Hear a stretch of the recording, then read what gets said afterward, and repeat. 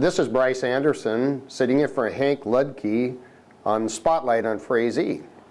And today we wanted to talk about how Frazee is rich with community organizations and how we work together as a group to promote and to develop the city. Of course, the city has itself has organization consisting of the council and the Economic Development Authority, Planning Commission, Parks, Safety, Fire, and Rescue.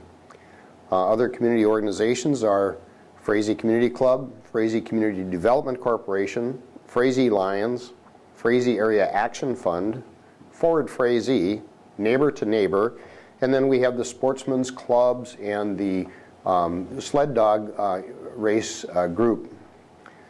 The school is also rich with organizations, and among them are Community Education, Early Childhood. And then finally, of course, we do have the churches that support the spiritual values that we embrace as a community. Today, I have with us Carrie Schultz from Early Childhood at the school, John Smith, City Manager, Lori Thorpe, who promotes community education, and Corey Baker, who's the president of the Frazee Lions Club.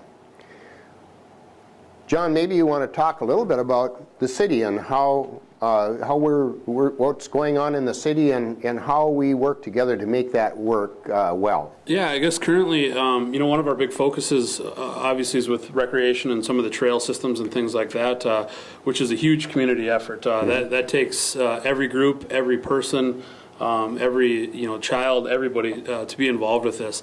So one of my big pushes and efforts, I guess, is to create a unity among all the groups, getting them all to work together. So I frequent many organization meetings and things like that, just about every night of the week. So, or it seems anyway. But yeah, it's a big focus to get everybody kind of on the same page, what we're striving for, and to make sure that we all realize the same goals and efforts. So, we're progressing. So. In that trail initiative, do you have some subgroups or some subcommittees, or are there other community partners involved with that? Yeah, we're starting to develop some more as we kind of progress with how we want to accommodate the trails within the community. So I think we might be looking towards possibly some public forums and like I said, just going to the different organizations that are in existence and letting them know what we're up to and get their ideas and thoughts and ways that they can help out and obviously we can help them. So. Sure.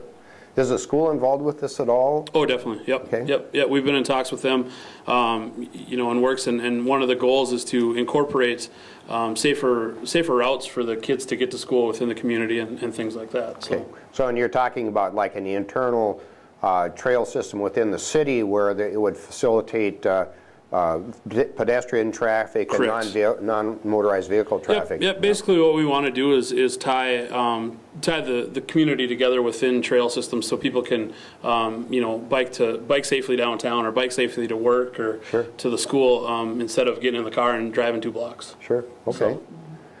Lori, you've done a lot here. You had some big shoes to fill when Cheryl Ogard retired, and you've come out with a great agenda for community education. You want to talk a little bit about that and how people can work together, how the rest of our group can work together to make that successful? Well, I've loved working with community education so far, and just such a terrific community and terrific people to work with. One of the things that I saw as a community member and being part of a number of the groups that you mentioned and working with all these great projects is, John was talking about a physical trail system in our community and connecting everything, and we really have a lot of opportunities for a human connection system too. So that's one of the things that we work with. Good. I see that Raina is looking at taking a break here now, and we'll come back and talk more about community education and early childhood and the Lions Group and some of our other organizations here after this break. Welcome back to the Spotlight on Frazee. We're talking to various community organizations about the value and how they work together in the community, and Lori Thorpe has been talking to us about community education. Another initiative she has is with Frazee Forward. And tell us a little bit about what Frazee Forward is and what's happening from that. Well, what we do is we meet monthly, and this next meeting is November 20th. It's the third Friday every month, and this meeting is at 7 a.m. at the Palace Cafe. And the opportunity to just build those highways of interaction between people. Maybe you know everybody in the community, but maybe you don't. And so this is an opportunity for anybody to attend who is a member of an organization or a business or just interested in seeing Frazee go forward. So it's just really an exciting time to process ideas and have a fellowship of productivity. I know that you've had good attendance at that, Lori, and I know that there's a lot of people that have brought some good suggestions forward that you're working on. Carrie Schultz is the director of the Early Childhood Program here in Frazee. And Carrie, maybe you can tell us a little bit about what early childhood is and who belongs to that and how they get in touch with it. And sure. The Early Childhood Family Education Program is under the Community Ed program. It's in the Community Ed brochure.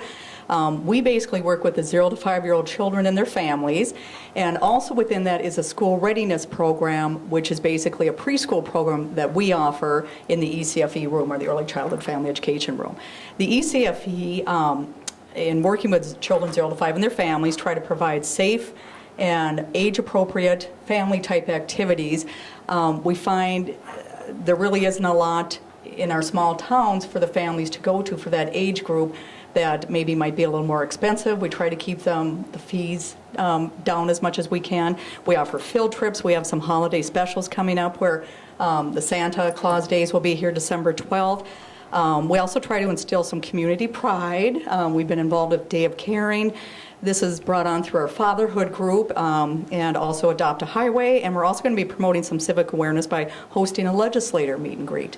Well, I know that the people really appreciate that and really helps the young folks socialize and get used to preparing for school and developing their individual skills. So very good.